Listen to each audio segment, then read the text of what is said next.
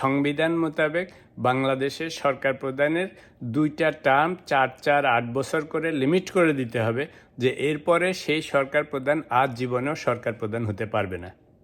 সরকার প্রধান সবসময় মনে করে আমি যদি ম্যানেজ করতে পারি অনির্দিষ্টকাল ধরে ক্ষমতায় থাকতে পারবো, এবং এই কারণে সব জায়গায় প্রবলেম সৃষ্টি হয়। এটার কারণে দলীয়করণ, স্বজনপ্রীতি, ঘুষ, দুর্নীতি, রাহাজানি, স্টুডেন্ট পলিটিক্স। আর যদি এটা লিমিট করে দেয়, যখন সরকার প্রধান আর 2 টার্মের বেশি থাকতে পারবে না, তখন অটোমেটিক্যালি দেখবেন সব সাবধান হয়ে যাবে, কারণ জানে যে সরকার প্রধান সরে গেলে নতুন সরকার আসবে, নতুন সরকার আসা মানে পুরো প্রশাসন চেঞ্জ হয়ে যাবে। তখন তো আর আপনি মামা চাচার জোরে অনেক কিছু করতে পারবেন না। আপনিও যত ঘুষ, দুর্নীতি, রাহাজানি যা যা করতেছেন কুকীর্তি, সবই বেরিয়ে যাবে। তাহলে অটোমেটিক্যালি সব মানুষও সোজা হয়ে যাবে।